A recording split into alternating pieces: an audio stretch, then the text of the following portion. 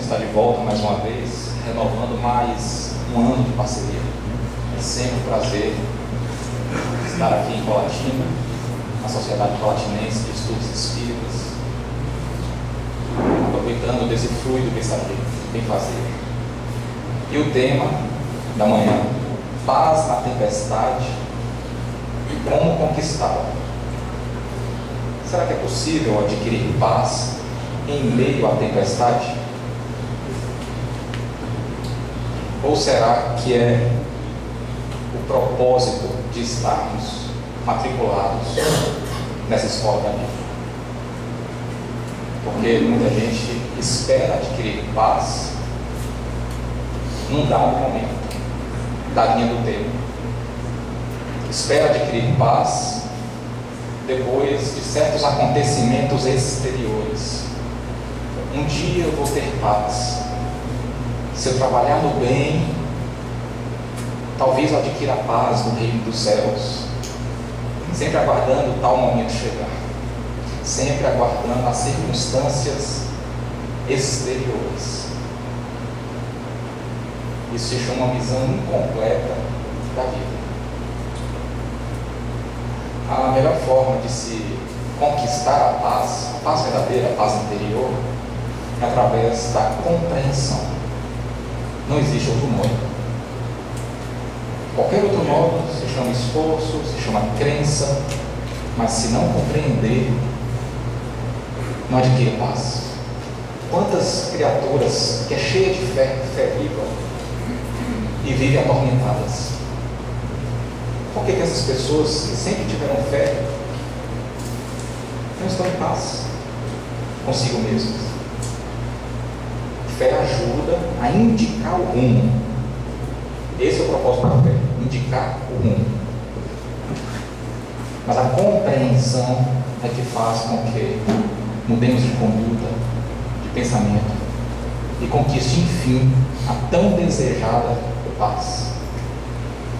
Já que não tem outra forma de conquistar a paz, senão através da compreensão, vamos ao que interessa: compreender.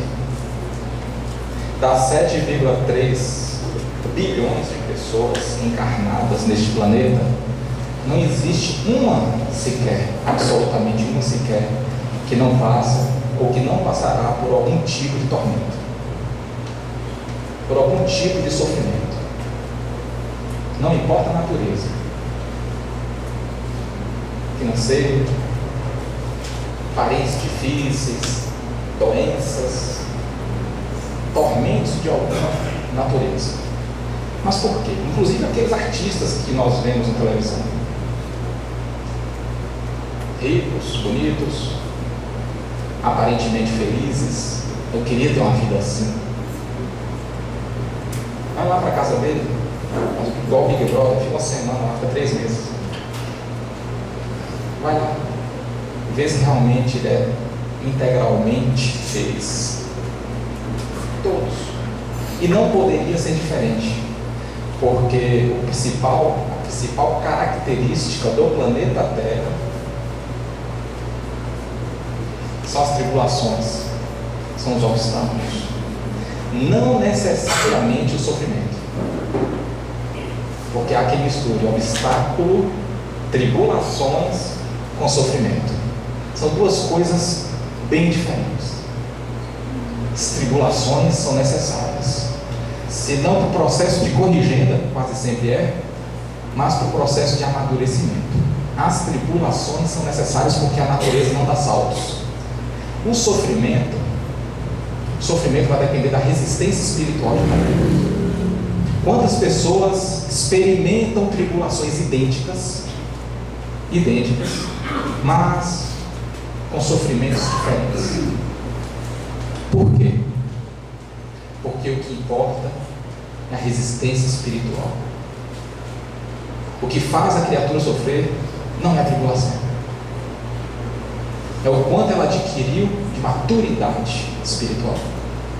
É isso que faz ela amadurecer, é isso que faz ela sofrer, é isso que indica o grau do sofrimento, se vai sofrer mais, se vai sofrer um pouquinho menos, ou se vai sofrer muito.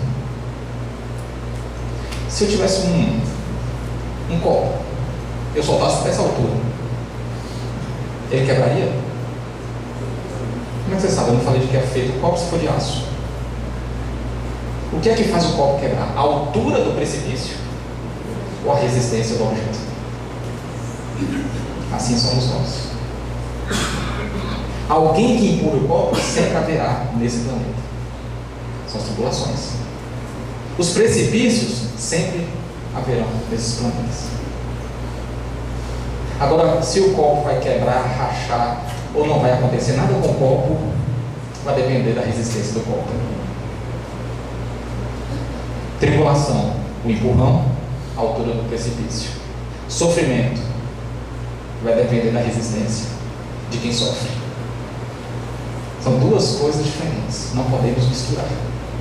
Descobrindo que o sofrimento está atribuído à resistência espiritual e descobrindo que a resistência espiritual só se adquire com paz interior, o nosso foco vai ser refletir justamente no que é necessário para adquirir essa paz interior. Nós já alertamos aqui que através da compreensão nortearemos os nossos estudos de hoje por essas veredas. Se nós não buscarmos compreender a infinita justiça de Deus através da pluralidade das existências, não compreenderemos a maior parte ou talvez nenhum dos nossos sofrimentos.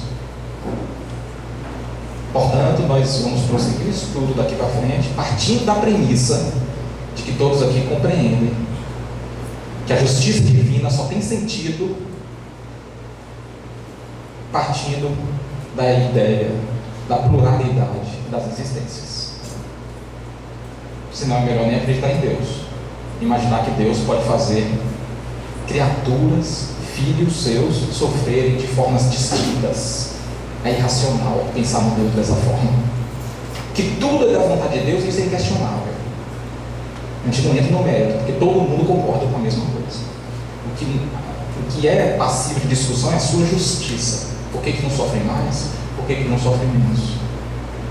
Se Deus é infinitamente justo, e esse é um dos principais atributos da divindade, não podemos jamais conceber a ideia de Deus ter escolhido quem vai sofrer mais ou quem vai sofrer menos.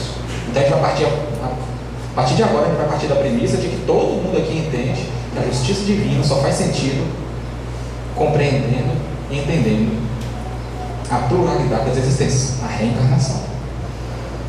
Senão, não precisam nem acreditar em Deus. É desnecessário, porque se tornaria irracional. Se tornaria irracional. Vocês acham que o erro que nós cometemos hoje, a iniquidade, o pecado, a falha, seja o nome que for, nos causa sofrimento futuro? Porque o que determina o nosso sofrimento ou a nossa felicidade futuras? O nosso comportamento de hoje. Concorda? A forma como eu me comporto hoje, o erro que eu cometo hoje perante alguém, vai me causar uma felicidade ou vai me causar um sofrimento? Não é verdade? Porque toda semente que planta a gente tem que colher. Seja um pé de espinho ou seja um fruto saboroso. Não é verdade? A pergunta é: o erro, a iniquidade que eu cometo hoje vai me gerar um sofrimento, mas esse sofrimento que ele vai me gerar é igual ao sofrimento que eu tinha quando eu cometi a mesma iniquidade no passado? Digamos que eu traí meu sócio, roubei meu sócio, traí minha esposa, agredi fisicamente alguém, matei nessa atual existência. O que acontece quando eu cometo uma infração às leis de Deus? Porque todo mundo aqui tem conhecimento que as leis de Deus estão escritas aonde? Na nossa consciência. Então, se eu infrinjo uma delas, automaticamente já sobe uma luzinha, já acende uma luzinha no meu psiquismo. Qual é o nome dessa luzinha mesmo? Pedimos paciência. Pode falar, Se estiver me ouvindo aí, né? Porque o professor de tecnologia chegou, veio nos fazer uma visita. Vamos esperar a luz voltar. Não precisa começar do zero, não. Eu não vou falar mais aquela palavra. Então, quando nós infringimos uma lei de Deus, alguma coisa faz plim, eu não posso falar a palavra, vamos dar má sorte. E para apagar esse plim, não é fácil. Existe um processo chamado processo de redenção. No processo de redenção, para a criatura humana, ela serve para duas coisas: para fins regenerativos e para avanço espiritual. Fins regenerativos e avanço espiritual, que conhecemos como provas e expiações. Para essa finalidade. Agora, o erro que nós cometemos hoje vai nos gerar uma dor moral. No livro Consolador, Emmanuel responde uma questão muito curiosa: o espírito sente dor como nós encarnados sentimos? Sim, mas uma dor muito pior que a dor física, a dor moral. O que ocasiona a dor moral? A infração que nós cometemos. É isso que ocasiona a dor moral. Depois de ocasionada a dor moral, e isso é importante refletir, porque não tem como conquistar paz se a gente não compreender o que causa a falta da paz. Depois de ocasionada a dor moral por conta das nossas iniquidades, como é que faz no próximo processo? A dor moral nos conduz ao arrependimento sincero. Se a gente for pegar o livro Céu e Inferno, na primeira parte, no capítulo Código Penal da Vida Futura, lá vai estar falando todo o processo de corrigenda. Primeiro, o arrependimento sincero. Mas o que faz a criatura ter o arrependimento sincero? Dor moral. Dor moral conduz ao arrependimento sincero. O arrependimento sincero conduz a criatura à expiação, o processo expiatório. Ele vai querer sofrer o que ele fez outrem sofrer. E depois o reparo, reencarnando várias vezes junto àquele a quem ele feriu no passado, para que ele faça tanto bem quanto mal ele haja feito. Esse é o processo. Aí finaliza, aí já corrigiu o mal, e a luzinha, que eu não posso falar nesse nome mais, apaga. Esse é o processo de redenção, que ao mesmo tempo regenera e causa avanço espiritual. Para que isso tudo se transforme em paz, vamos compreender lá atrás, dor moral. Quer dizer, então, que se eu não tiver dor moral, vai refletir em todo o processo, porque é um processo encadeado, vai refletir em todo o processo. Porque o que gera sofrimento lá na frente, processo expiatório, é a dor moral cá no início. Vamos compreender, então, a dor moral. Cometi um erro hoje, assassinei alguém aqui em Colatina. Me causou dor moral. Eu assassinei alguém na época de Jesus. Vou sentir dor moral? Igual a que eu sinto hoje? A gente já está indo para uma parte mais avançada de entendimento acerca da dor. O que vai me ocasionar maior dor? Uma dor de maior gravidade. Eu assassinar uma pessoa aqui hoje, olha só, natureza, assassinato, quantidade, uma. A natureza e a quantidade foi igual. Ou eu assassinar uma pessoa 2000 anos atrás. O que mais gera dor moral em mim? Porque isso é que vai definir o meu sofrimento lá na frente. Doenças, distúrbios psicológicos. A de hoje gera mais dor moral do que no passado? Exatamente. Qual é o propósito da reencarnação? Pergunta difícil, né? Quem não souber, 2 dias no umbral. Qual o propósito da reencarnação?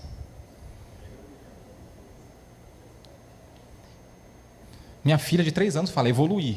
Mas agora vamos falar de forma mais racional, mais madura, mais aprofundada. Qual o propósito da reencarnação? Assenhorar da própria existência. É isso que é o propósito da reencarnação. Fazer com que nós nos assenhoremos da nossa própria existência. através da aquisição de consciência. Já parou para pensar? À medida que nós reencarnamos, nós vamos nos assenhorando de nossa própria existência e adquirindo mais consciência das coisas, mais discernimento do que é certo e do que é errado. O Livro dos Espíritos nos revela que nós não retrogradamos nem moral, nem intelectualmente. Uma vez conquistada essa consciência, não tem como perder. Sabe por quê? Porque compreensão não se perde.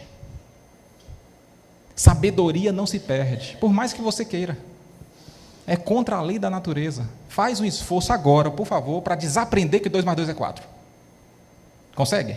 Por mais que se esforce? Não. Compreensão não tem como perder. Crença tem. A crença apenas indica o rumo, como eu falei. É uma coisa positiva porque indica rumos. O rumo certo a seguir. Mas a gente só muda de conduta com a compreensão. A gente só muda de conduta com a aquisição de consciência. Então, olha o momento pelo qual nós estamos passando.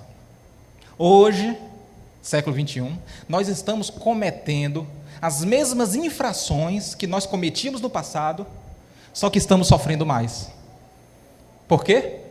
Porque nós nos assenhoramos mais de nossa própria existência. Ah, Cristiano, se eu me assenhorei mais da minha própria existência, se eu adquiri mais conhecimento, mais discernimento do que é certo e do que é errado, por que eu estou sofrendo mais? Deveria sofrer menos, né? Sabe por que está sofrendo mais? Porque a criatura humana de hoje apenas adquiriu discernimento do que é certo e errado, mas ainda não mudou a conduta. Por que não mudamos a conduta? Porque nós trazemos para a atual existência hábitos insalubres para o ser consciente, em decorrência do tempo que nós ficamos estacionados no terreno do primitivismo. Porque existe um trajeto evolutivo, do primitivo à angelitude. Nós estamos ainda muito próximos, adivinha, da linha de chegada ou da linha de partida? Da linha de chegada. Passar pelo terreno do primitivismo é necessário, porque a natureza não dá saltos. O problema é que nós não apenas passamos, nós criamos raízes lá. Ficamos muito tempo estacionados no terreno do primitivismo, adquirindo hábitos daquela fase evolutiva e trazendo esses hábitos primitivos para a atual existência. Então, nós continuamos cometendo as infrações que nós cometíamos quando primitivos, só que estamos sofrendo mais, porque adquirimos mais consciência das coisas. Na idade espiritual que nós nos encontramos hoje, mais ou menos, fazer uma analogia, mais ou menos com 18 anos de idade, um jovem de 18 anos, o que acontece com o jovem de 18 anos de idade? É apresentado para ele as possibilidades da vida de adulto. Você pode trabalhar, ganhar seu próprio dinheirinho, ter uma vida independente. Aí ele experimenta, ele vai trabalhar, ganha o dinheirinho, começa a ter uma vida independente. Gostou. Ele viu o quanto é bom. Só que ele perdeu o emprego. Por quê? Hábitos insalubres quando ele habitava a infantilidade. Porque o que chama mais atenção para ele, 18 anos, apesar de ele já ser adulto, ainda é o que atrai o jovem. Ainda são as atrações pueris. Jogar bola, ir para boate, namorar, caçar Pokémon. Ainda atrai. Só que ele já é um adulto. E ele começa a entrar no estado de desequilíbrio. Por quê? Porque ele sabe o quanto é bom a vida de adulto, mas está preocupado porque dentro dele tem hábitos infantis. Aí vem o desequilíbrio. Eu sei o que eu tenho que fazer, eu sei o que é certo fazer, mas eu não consigo fazer. Espiritualmente a mesma coisa. Na idade espiritual que nós nos encontramos, já foi nos apresentado, a gente pode até não lembrar, porque estamos aqui acordados, mas entre aspas, dormindo, estamos em estado de sonambulismo espiritual. mas já foi nos apresentado as possibilidades do Espírito, que somos capazes. E nós descobrimos que se nós realizarmos essas possibilidades, que eu não realizei ainda, que vai me gerar uma felicidade ainda desconhecida. Uma imensa felicidade. Eu sei disso. Todo mundo aqui sabe, espiritualmente falando. Só que vem o conflito, vem a perturbação, porque nós nos conhecemos. Nós sabemos os nossos maus pendores, nós conhecemos as nossas más inclinações. A gente sabe que o hábito infantil ainda é muito forte. E isso gera uma certa perturbação, por quê? Porque eu sei das possibilidades do Espírito que antes eu não sabia, antes nunca tinha sido me apresentado. Então antes eu não tinha motivo de ter perturbação, motivo de ter ansiedade, motivo de ter depressão, não tinha motivos. Hoje eu tenho. Hoje eu tenho porque me foi apresentado as possibilidades do Espírito e eu me conheço, eu sei que eu sou muito infantil para executar tais possibilidades. Olha só que idade complexa, talvez das mais complexas desde quando Deus nos criou. Mais complexa. Porque necessita, hoje, urgentemente, de abandonar a sombra e ir de encontro ao estado luminoso, como dizia Carl Jung, como dizia Joana de Ângeles. Porque nós estamos ainda na sombra, precisando sair da sombra e ir para o estado luminoso. A sombra seria mais ou menos o inferno, e o estado luminoso o céu. Muita gente fala, eu quero praticar o bem porque eu não quero ir para o inferno, eu não quero ir para o mundo de expiação. Nós estamos, entre aspas, no inferno, porque o mundo de expiação, analogicamente, é o inferno bíblico.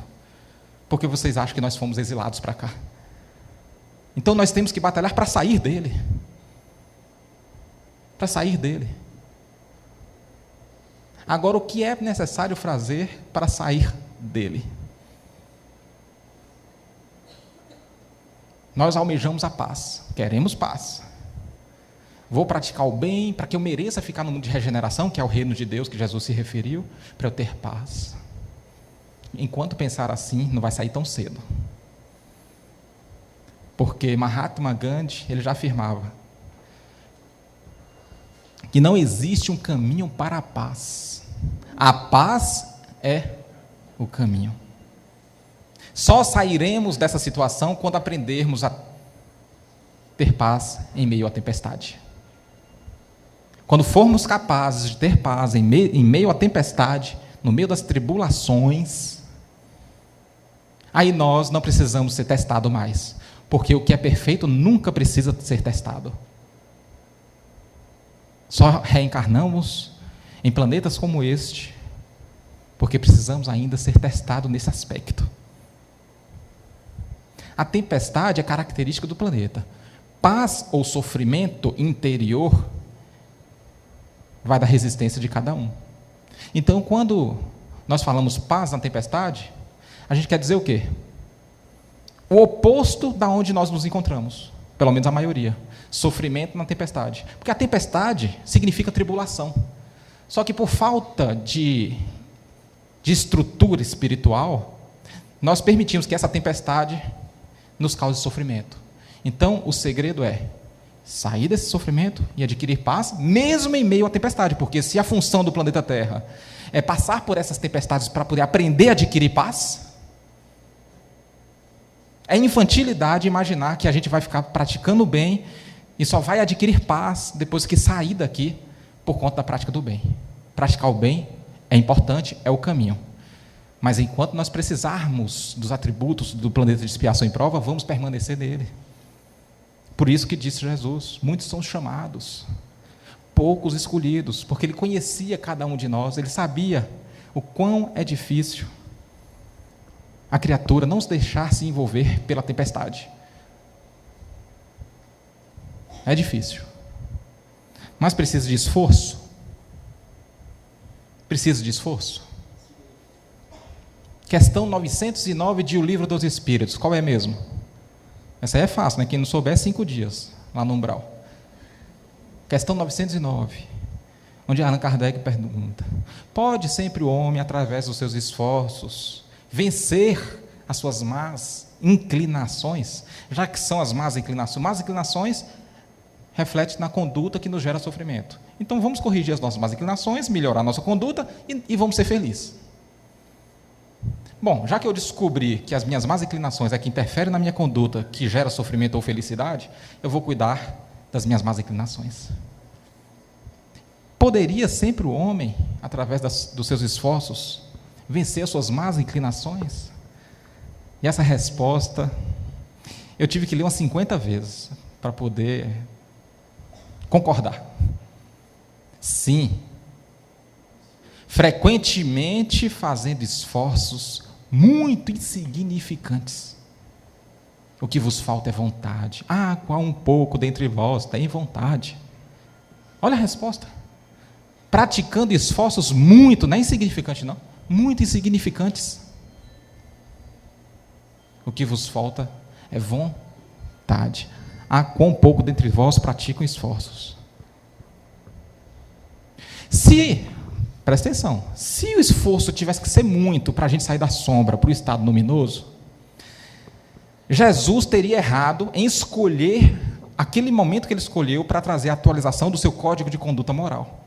Porque se ele passou pelo que passou, ele não tinha uma gota de imperfeição no seu psiquismo, então não precisava sofrer. Ele escolheu aquele momento. É porque nós seríamos capazes. Se Jesus achasse que nós não seríamos capazes de imitar-lhes os atos, ele teria vindo àquela época? Não. Se ele veio, é porque ele compreendeu o quê? Que nós somos capazes. O que nos falta é o quê? Vontade. E aí vem Emmanuel no livro Vinha de Luz e fala para a gente: é preciso ter muita força de vontade para não nos perdermos indefinidamente na sombra dos impulsos primitivistas. Porque o problema não é ficar debaixo da sombra do impulso primitivista. O problema é se comprazer com a sombra, acreditar no falso oásis que a sombra proporciona. Esse é o problema. Nós gostamos, um apego material, um carro importado, viagem internacional, uma televisão de 72 polegadas. A gente fica encantado com essas brincadeirinhas de criança. Barzinho. Falar da vida dos outros, então, é um hobby. Tirando colatina, né? Uma diversão. É se comprazer com a sombra. Adora a sombra. Então o problema não é ficar debaixo da sombra. Através da vontade sairíamos dela. O que nos falta é vontade. Minha filha de 12 anos, ela é capaz de lavar os pratos? Ela já tem idade para ajudar dentro de casa. É capaz? Precisaria de muito esforço? O prato é pesado? Não. O que falta é o quê? Vontade, porque aquilo não atrai ela. O que atrai são as brincadeiras. Mesma coisa nós. Mesma coisa nós. Não demanda muito esforço. Não falar da vida dos outros não demanda muito esforço. É só ficar calado. Economiza até saliva. O que nos falta é vontade, nós adoramos. Esse é o problema. Depois reclamamos quando chega o efeito. Praticamos a causa com muito gosto, mas detestamos o efeito, né? Detestamos o efeito. Então a gente vê que o que gera sofrimento na gente é sempre comportamento. Falar mal da vida dos outros é um comportamento. Enganar é um comportamento. Mentir é um comportamento. Matar é um comportamento. Sempre um comportamento. Então vamos ver lá no dicionário o que quer dizer a palavra comportamento. Só entrar lá na internet, jogar no Wikipedia. Olha só o que vai estar dizendo. É o procedimento de alguém face a estímulos sociais ou a sentimento e necessidades íntimos, ou uma combinação de ambos. Procedimento de alguém face a estímulos sociais. Como é que a criatura humana manifesta os seus sentimentos, seus desejos? Através do meio em que vive, certo? Sempre. As leis de Deus servem para regular esses comportamentos. Infringiu a lei? Vai ter que ser penalizado através do peso da consciência. Então, os nossos comportamentos São procedimentos de alguém face a estímulos sociais. Dentro de casa, nós convivemos socialmente. Pai, mãe, filho, esposa. Ou a sentimentos e necessidades íntimos. Então, evolução espiritual tem a ver com relacionamento. Estímulo social, relacionamento. E tem a ver com sentimento. Com os dois. Porque se meu comportamento vai gerar minha felicidade ou vai gerar meu sofrimento, eu tenho que me preocupar, então, com o meu comportamento. Comportamento, segundo o dicionário, tem a ver com relacionamento, tem a ver com sentimento. Analogicamente, o planeta Terra é uma escola. Qual é a sala de aula dessa escola mesmo? Os lares. Quem são os nossos educadores?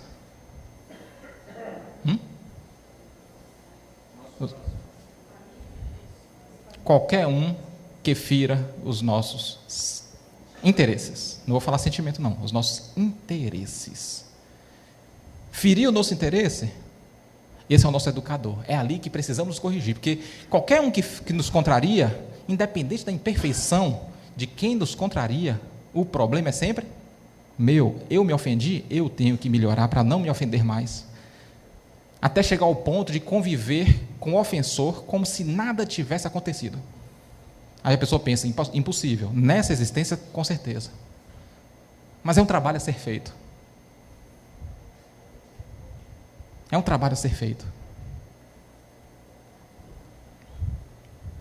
Então, o meio em que nós vivemos, porque todo mundo fica numa escola, é matriculado numa escola, para poder atingir o objetivo. Quem está matriculado no curso de Direito, quer se formar em quê? Advogado. Quem faz curso de Medicina, quer ser o quê? Médico. Nós estamos matriculados na Terra.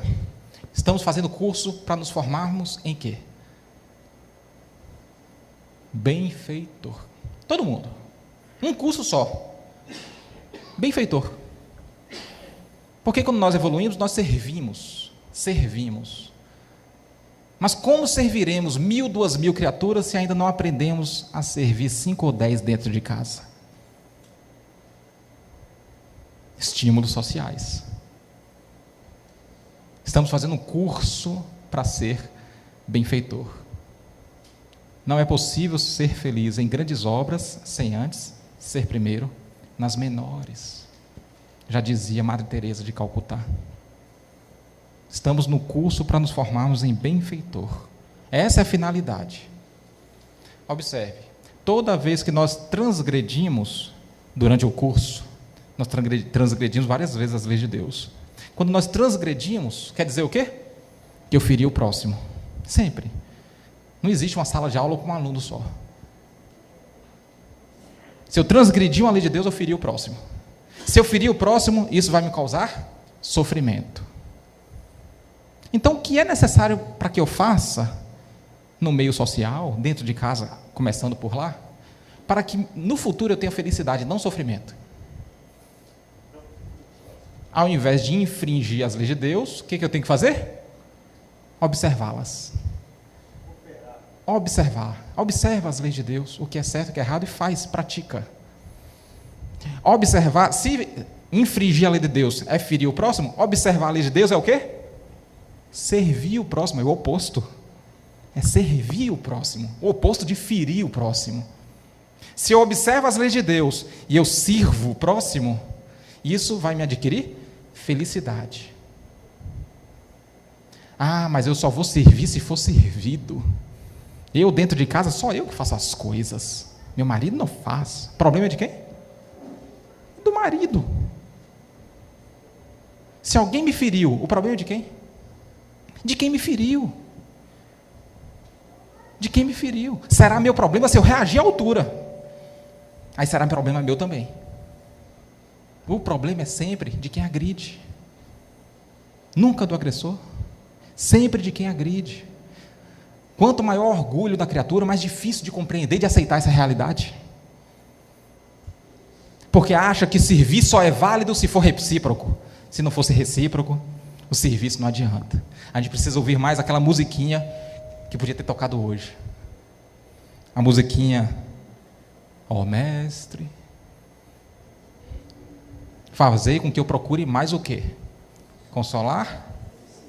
A gente está pedindo a Jesus, ó Mestre Jesus. Jesus, fazei com que eu procure mais. Consolar que ser consolado. Compreender que ser compreendido. Amar que ser amado. O que é mais importante então? Amar ou ser amado? Servir ou ser servido? Porque é isso que vai determinar o meu destino. Se eu vou ser feliz ou se eu vou ser triste. Não é se ele é recíproco ou não. E sim se eu servir ou se eu não servir. Se o outro agiu com reciprocidade ou não, o problema é do outro. Acabou. Ponto. Nós temos o costume, o hábito infeliz de depositar nossa felicidade na mão do outro. Eu só vou ser feliz se o outro me tratar bem, se me tratar mal eu vou ser triste. Pobre criatura. Porque se aquele outro que nos feriu, se ele não tivesse essa imperfeição para me ferir, não seria ele, seria outro. Não importa quem seja. Eu preciso daquele tipo de pessoa, daquele tipo de imperfeição para me testar, para me amadurecer. Simples assim. Só que o interesse pessoal da gente e a extrema necessidade de ser amado revela a nossa fragilidade psíquica. Porque a gente não aprendeu a se amar. A gente não aprendeu a se amar. Aí eu cobro muito do outro para que o outro me ame. E isso me gera infelicidade, porque não é nada racional cobrar ou esperar do outro uma conduta que dependa de valores morais ainda não conquistados. Vai conquistar lá na frente, através da experiência. E eu estou cobrando dele valores morais que ele ainda não conquistou. Isso é racional? É enxergar muito com o olho da carne. É enxergar muito com o olho da carne. É pedir para sofrer. Porque a gente sofre, a gente se desilude, não é porque o outro é imperfeito, é porque a gente é ingênuo. Ingenuidade espiritual. É isso que causa sofrimento. Às vezes é duro de ouvir, né? É duro de ouvir porque somos orgulhosos ainda. A gente não admite a imperfeição. Por isso que é duro de ouvir. Então, enquanto a gente achar que amar e servir só é válido se for recíproco, nós sofreremos cada vez mais. O que seria de Jesus se ele pensasse dessa forma? Já pensou? Eu só vou servir se eu for servido. Coitado, ele seria órfão de governador terrestre. Não é verdade? Porque ele não ia fazer nada do que ele fez. Se ele achasse que deveria ser recíproco. Jesus espera, sinceramente, que nós lhe imitemos os atos, porque ele é pedagogo. Ele instrui e espera que os alunos façam o dever de casa corretamente. Agora, ele não vai esperar ninguém tratar bem ele para ele tratar bem. Ele nunca esperou isso de ninguém. Nunca. Quer imitar os atos do mestre? Faz a mesma coisa. Serve sem esperar que o outro lhe sirva. Se o outro não servir, faz uma prece por ele, porque é ele que está se prejudicando. Seja no trabalho, seja em casa, seja na casa espírita, na igreja. Vamos lembrar sempre, o egoísmo, ele causa na criatura humana uma espécie de miopia espiritual, fazendo com que ela enxergue a lei de amor da forma que lhe convém.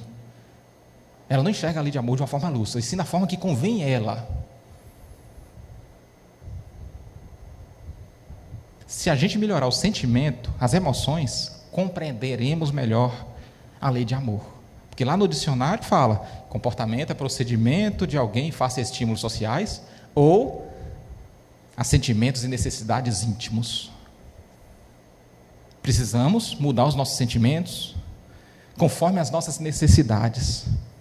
Então é necessário que nós cuidemos de nós primeiro, para depois cuidar do outro. A gente sabe cuidar de si primeiro? Ou seria uma espécie de egoísmo? Porque certa vez me perguntaram, Cristiano, fazer caridade focando na própria evolução não seria uma ação muito egoísta? É uma coisa natural. Porque quando você está num avião, como é que a aeromoça dá o recado? Em caso de despressurização, máscara de ar cairão. Primeiro coloque em você, depois naquele que está no seu lado. Primeiro coloque em você. Só que a gente sabe o que é se amar, porque Jesus, ele falou, amai o próximo como a si mesmo. Mas ele percebeu que nós somos muito infantis para interpretar a lei de amor da forma correta Nós interpretamos da forma que nos convém.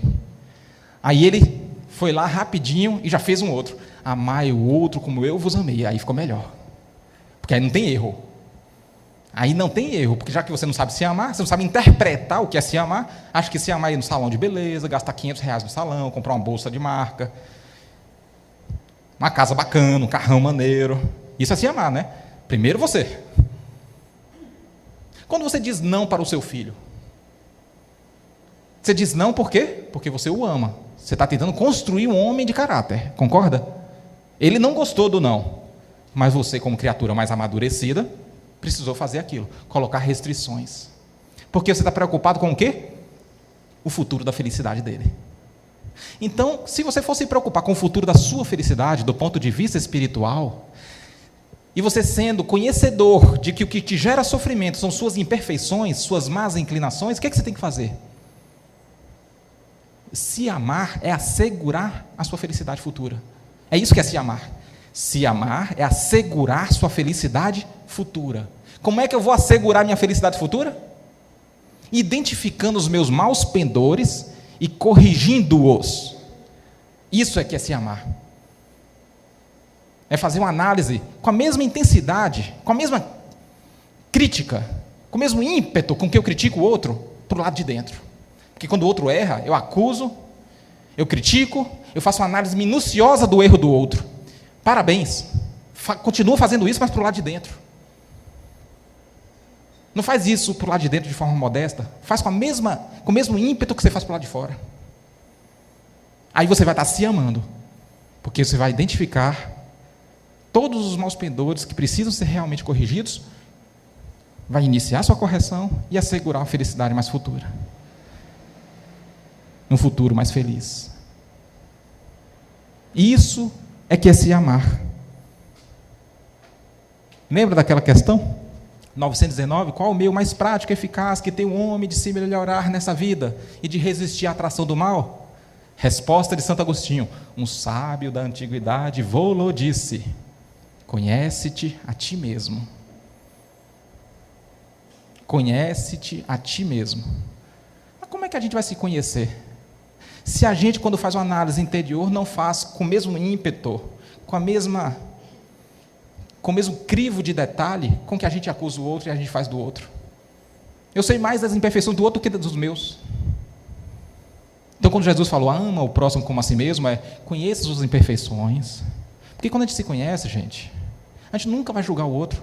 Porque eu sei que na sala de segunda série, por exemplo, tem criancinha que só sabe pintar papel, pintar parede. Se ela comete erros como derramar tinta no chão, rasgar o trabalho do coleguinha, se ela descobrir o que ela faz isso, ela vai pensar o quê? Se eu faço isso, meu coleguinha que está na mesma série que eu estou, também faz. Se eu vou necessitar de misericórdia, o outro também vai precisar. Por que eu vou então brigar com o outro porque ele rasgou meu trabalho? Se eu vou rasgar o trabalho de muita gente, muitas vezes, infinitas vezes, 70 vezes, 7 vezes. Então, se conhecer, se amar, é se conhecer e buscar corrigir os maus pendores que estão causando sofrimento na gente. Porque todo sofrimento nosso hoje é resultado de a gente não ter feito esse trabalho no passado. Concorda? Se nós tivéssemos feito esse trabalho no passado, estaríamos sofrendo hoje? Estaríamos passando por tribulações? De forma nenhuma. E existe um termômetro que vai sinalizar a nossa evolução moral. Sabe que termômetro é esse? Porque você faz o trabalho, e você quer ver se o trabalho está dando resultado. Aí Deus te manda um termômetro. Vamos testar, filho, para ver se o trabalho está dando resultado. Sabe qual é o termômetro? Contrariedade. Aí você é contrariado no trabalho, em casa, e aí vem aquela agressividade. Trabalha mais, meu filho, porque você é aparentemente pacífico, aparentemente, só do lado de fora, porque quando a poça de água se agita, o que está lá no fundo sobe. É limpo só na aparência. Aí a gente vai fazer mais trabalho para tirar a lama, jogar a lama para fora. Será que a poça está limpa? Não sei. Manda a tempestade. Vem a tempestade. Uma poça de água se agita. Aí sobe um pouquinho de lama ainda. Você não agrediu o outro, você não reagiu agressivamente, mas você ficou com a raiva. Precisa limpar mais. Então o termômetro do nosso trabalho se chama contrariedade. Contrariedade. E ao analisarmos a causa dos nossos comportamentos, porque se comportamento gera sofrimento, se comportamento gera felicidade, comportamento é causa ou efeito? Comportamento gera felicidade ou gera sofrimento, gera tribulações. Comportamento é causa ou efeito? Se comportamento é causa, por que temos tanta dificuldade de mudar os nossos comportamentos? Porque é irracional. Se eu sei que se eu comportar de maneira correta, eu vou ser mais feliz, eu não consigo mudar o meu comportamento. Comportamento é causa, mas também comportamento é efeito. Então, se comportamento é efeito, eu tenho que ir lá atrás ver qual é a causa dele. Aí lá atrás, no dicionário, fala que é o procedimento de alguém face a estímulos sociais e a sentimentos e necessidades íntimos ou de ambos, ao mesmo tempo. Então é lá que eu tenho que mudar. Eu tenho que melhorar a qualidade do meu relacionamento. Estímulo social é relacionamento. Mas para eu melhorar a qualidade do meu relacionamento, eu tenho que me melhorar. Dentro de casa, é uma guerra só. Por quê? Porque só tem criaturas imperfeitas. A partir do momento que eu compreender que o outro está na idade de errar, eu não vou mais revidar. Só o fato de eu não revidar, já estou colaborando para a implementação da paz no meu lar. Melhorou o relacionamento. Mas o que fez eu mudar de comportamento? Conhecer a causa do comportamento. Antes eu não conseguia mudar de comportamento porque eu não sabia qual era a causa do comportamento. Porque comportamento é causa e efeito ao mesmo tempo. E efeito ao mesmo tempo. Então, mais uma vez, não vamos confundir sofrimento com tribulação. Infração à lei de Deus gera sofrimento. A falta de resignação diante da tribulação, toda vez que nós infringimos a lei de Deus, gera tribulação, não necessariamente sofrimento. Se nós não tivermos resignação com a tribulação que foi gerada, aí sim vai nos gerar sofrimento. Não importa qual seja o motivo da falta de paz interior que você esteja vivendo, não importa. É decorrente de uma tribulação. Parente difícil, aperto financeiro, doença.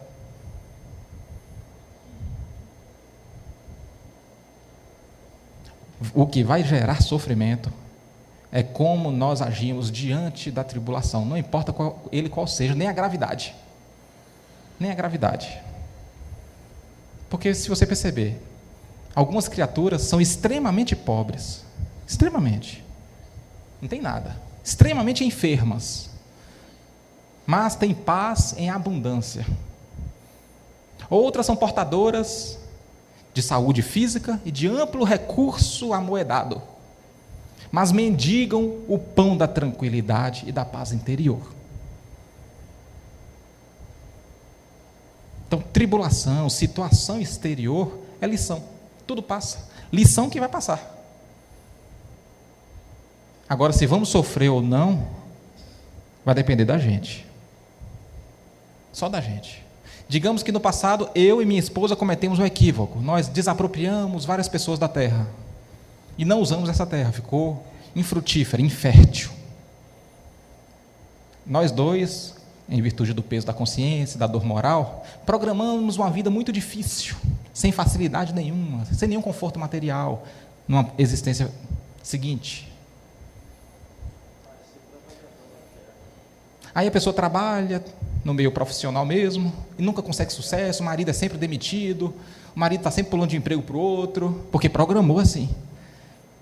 Aí vem a mulher, que também participou lá atrás do episódio, e começa a culpar o marido. E o marido começa a culpar a mulher. Vocês dois estão no mesmo barco, o barco tem um furo. O que vai adiantar descobrir quem fez o furo? Se o barco afundar, os dois não vão morrer? Sabe por que isso acontece? Porque a gente fica dando mais importância às coisas primárias e coisas secundárias. O que é primário e o que é secundário na nossa vida? O que é primário? O que deveria ser primário? Preocupar em os dois juntos, descobrir uma solução para tapar o buraco? Ou descobrir quem foi o culpado que abriu o buraco? No dia a dia, o que nós fazemos? O que nós colocamos como primário? Encontrar culpados? Porque nós somos especialistas nisso, né? Em querer encontrar um culpado, sempre. Não importa o que aconteça. A gente quer encontrar um culpado, porque nós somos perfeitos, a gente não pode errar. Nem hoje, nem na existência passada, né? Somos bibelô, de cristal. Se juntar os dois, não importa quem errou. Vamos juntar aqui, vamos sair da solução, desse problema. Vamos sair desse problema, vamos encontrar uma solução junto, porque Jesus disse que o amor cobre uma multidão de pecados. Não é necessário passar aperto a vida toda. Não é necessário ficar com essa doença a vida toda. O amor cobre uma multidão de pecados.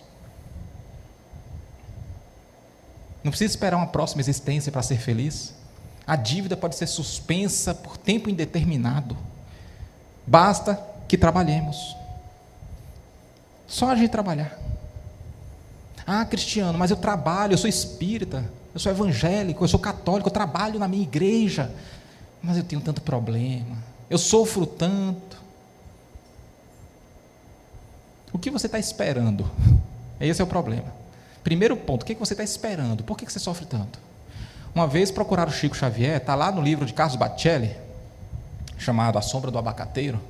Uma pessoa procurou o Chico Xavier falando que estava sofrendo muito, que ele era espírita, mas praticava o bem, ajudava as pessoas, mas ele estava sofrendo, ele não sabia por que estava sofrendo tanto. Aí o Chico falou o seguinte: meu irmão, os espíritos, a espiritualidade superior, os espíritos não deixam o trabalhador em estado de necessidade, o trabalhador na seara cristã. O espírito não deixa o trabalhador em estado de necessidade. Se estamos trabalhando, estamos sofrendo, é porque, por enquanto, a nossa dívida tem superado a nossa boa vontade em resgatá-la. Olha que forte. Está trabalhando, está sofrendo? É porque, por enquanto, a dívida tem superado a boa vontade em resgatar. Intimamente é isso mesmo. Que a lei de Deus é uma só.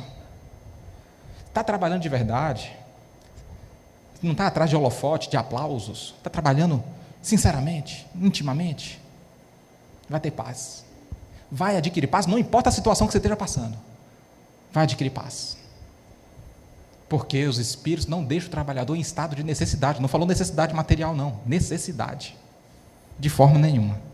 Então, independente das nossas falhas, independente do tamanho dos nossos maus pendores, das nossas más inclinações, todos nós podemos, se for da nossa vontade, não esforço, se for da nossa vontade, encontrar paz interior. Porque esse é o objetivo do planeta Terra. Passar por essas situações para a gente aprender a ter paz em meio à tempestade. E na Bíblia fala isso. Adivinhe qual parte? Na Bíblia fala exatamente o que é o reino dos céus. A paz interior é o reino dos céus. Quer ver? O caso do ladrão que foi crucificado junto com Jesus. Já prestaram atenção nesse episódio? Para a gente finalizar o estudo de hoje. Lucas, capítulo 23, versículo 42 e 43. Está escrito assim: e disse a Jesus, o ladrão disse a Jesus: Senhor, lembra-te de mim quando entrares no teu reino. E disse-lhes Jesus: em verdade te digo, que hoje estarás comigo no paraíso. O ladrão que roubou, que matou, se arrependeu sinceramente e queria seguir com Jesus. Jesus, um espírito crístico, que está muito acima da qualidade de puro, é o mais alto grau de pureza.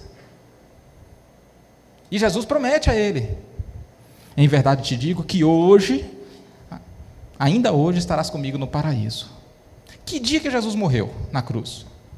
Da semana? Sexta-feira. Que dia que ele ressuscitou? Entre aspas. Domingo. Como é que ele iria para o céu com um ladrão na sexta? Porque ele falou, ainda hoje. Jesus não foi para o céu, entre aspas, na sexta, foi? Porque ele ressuscitou no domingo.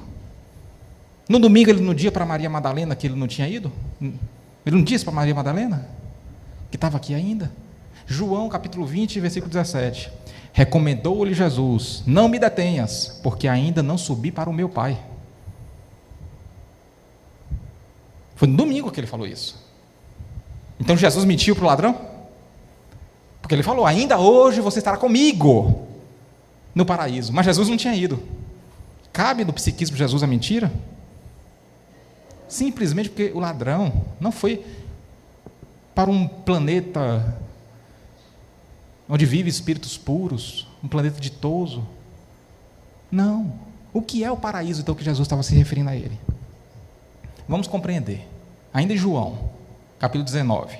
Entre os judeus, para que no sábado, que dia que começa o sábado judaico mesmo? Que horas que começa? 18 horas de sexta. Jesus foi crucificado na sexta, então não podia dar 18 horas e ficar corpos na cruz ainda. Isso feria a cultura deles. Entre os judeus, para que no sábado não ficasse os corpos na cruz, visto como era a preparação, pois era grande o dia daquele sábado, rogaram a Pilatos que se lhes quebrassem as pernas e fossem tirados de lá da cruz. Porque se desse 18 horas e deixasse eles lá até morrer de hemorragia externa, ia demorar. Eles não iam morrer. Então quebra as pernas dele para eles não fugirem, tira da cruz. Mas tem que quebrar as pernas, senão eles fogem. Os soldados foram e quebraram as pernas ao primeiro e ao outro que com ele tinham sido crucificados, porque eram 2 ladrões. Quebrou a perna dos 2 ladrões. O que significa a perna quebrada? As pernas quebradas. As tribulações da vida. Mesmo com a perna quebrada, ele ainda estaria com Jesus no paraíso naquele mesmo dia. Estar com Jesus no paraíso significa estar em paz. Ele adquiriu a paz que Jesus prometeu outro dia, antes daquele dia. A minha paz vos deixo, a minha paz vos dou, mas não vou lá dou como o mundo a dá, é outra paz. O ladrão que se arrependeu sinceramente, que queria seguir com Jesus, adquiriu a paz interior, mesmo com as tribulações que naquela ocasião eram as pernas quebradas. O ladrão estava sofrendo? Não, estava com perna quebrada. Sofrimento é outra história. O ladrão estava sofrendo? Estava no paraíso. Tem sofrimento no paraíso? Nos relatos bíblicos, seja no Velho ou no Novo Testamento, você vê algum tipo de sofrimento no paraíso? Como é que o ladrão então não estava feliz? Porque no paraíso só tem felicidade, mesmo com perna quebrada. Sabe por quê? Porque o ladrão tinha adquirido paz em meio à tempestade. Perna quebrada, tribulação. Se a partir de hoje nós enveredarmos esforços em favor da nossa verdadeira mudança, numa mudança, numa vontade verdadeira de buscar paz, porque não demanda esforço, demanda vontade, uma voz inaudível do Cristo nos dirá no pé do ouvido.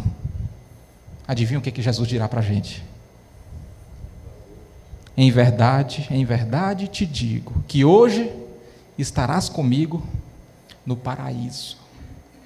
O dia de estar no paraíso não está no calendário. O dia de estar no paraíso depende de quê? De cada um de nós. Não quer dizer que a gente vai virar espírito puro, mas hoje a gente pode estar no paraíso com Jesus, porque só depende de vontade. De vontade. Que Jesus nos abençoe.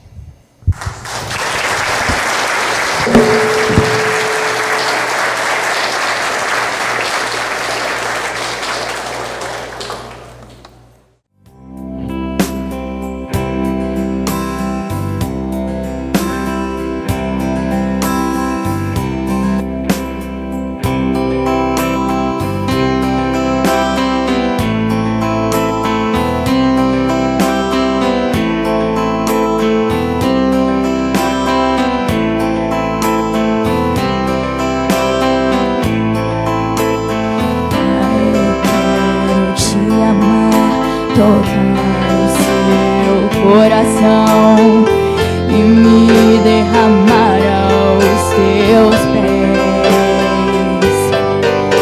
Mais perto eu quero estar, Senhor. e te adorar com tudo que eu sou e te render glória, aleluia,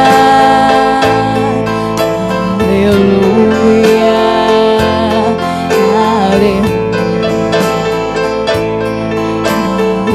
aleluia, aleluia.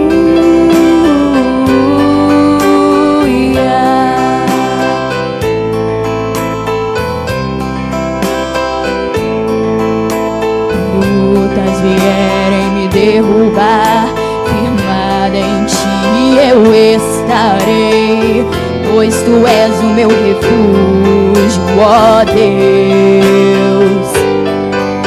E não importa onde estiver, no vale ou no morro, te adorarei. A ti eu canto glória e aleluia,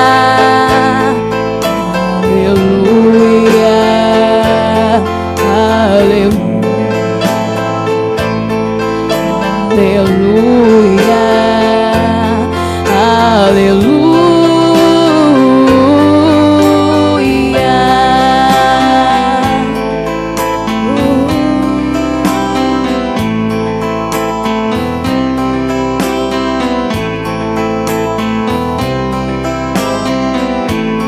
Senhor, preciso do teu olhar, ouvir as batidas do teu coração, me esconder em teus braços, ó Pai.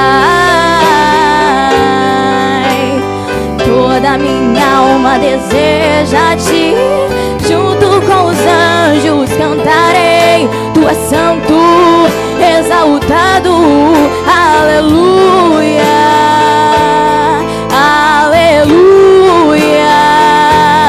aleluia, aleluia, aleluia.